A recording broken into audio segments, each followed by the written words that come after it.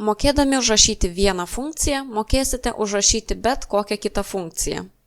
Tuoj parodysiu, ką aš noriu pasakyti. Dabar aš norėčiau paskaičiuoti, kiek aš vidutiniškai per dieną išleidžiu pinigų. O vidutiniškai tai reiškia vidurkis. O vidurkis angliškai yra average. Taip rašau. Average. Ir štai man atsiranda sufleris, kaip rašosi žodis average, jeigu aš tarkim nežinau, ir rašo, kad rezultatas yra imties vidurkis. Čia yra tiesiog mums pagalba, kad nereikėtų prisiminti. Atidarau skliaustelį ir dabar galiu paimti langelius, iš kurių skaičiuosiu vidurkį. Tai apibraukiu langelius norimus, uždarau skliaustą, spaudžiu Enter ir man skaičiuoklė akimirksniu suskaičiuoja visų šitų 30 skaičių vidurkį. Taigi funkcija atrodo lygiai taip pat kaip sum funkcija, tai yra lygybė, funkcijos pavadinimas ir skliausteliuose koordinatės. Skiriasi visada tik tai funkcijos pavadinimas. Na bent jau paprasčiausių funkcijų. Sudėtingesnėse funkcijose yra šiek tiek kitaip. Bet esmė yra ta pati. Skliaustuose tarp koordinačių gali būti arba dvitaškis, arba kabliataškis, žiūrint, kokių mums langelių reikia. Kitokia funkcija yra max.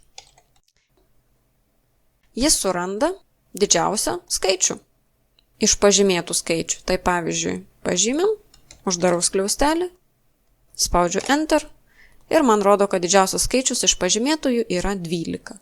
O visi kiti skaičiai mažesni, todėl atsakyme jie nefigūruoja. Toliau kita funkcija labai panaši į max yra min. Jis suranda patį mažiausią skaičių iš pažymėtų skaičių. Rašosi viskas vėlgi lygiai taip pat. Taigi mažiausia išleista suma yra 0. Pažiūrim, ar tai yra tiesa. Štai 0. Mažesnių skaičių už 0 nėra parašyta. Na ir paskutinė funkcija. Paskaitykim, ko prašo užduotis, kiek dienų valgiau pietus darbe. Štai čia yra kainos, kiek yra išleista pietums darbe, tačiau savaitgaliais pietų nebuvo valgyta. Taigi, kad labai greitai galėčiau skaičiuoti, kiek čia dienų buvo valgyti pietus, panaudosim paskutinę funkciją, kurios pavadinimas yra count.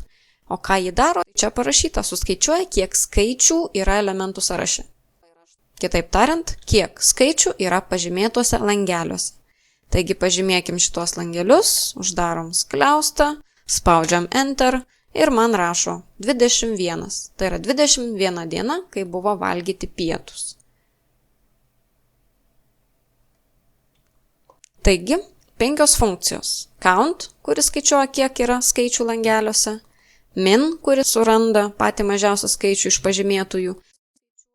Max, kuris suranda didžiausią skaičių iš pažymėtųjų. Toliau average suranda vidurkį. Ir sum sudeda pažymėtus skaičius.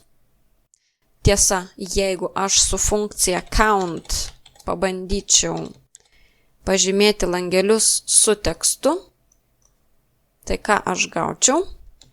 Aš gaučiau visišką 0. Todėl, kad count skaičiuoja, kiek yra langeliuose skaičių, o ne tekstų. Tai jeigu mes apibraukiam tekstą ir atsakymas yra lygus 0.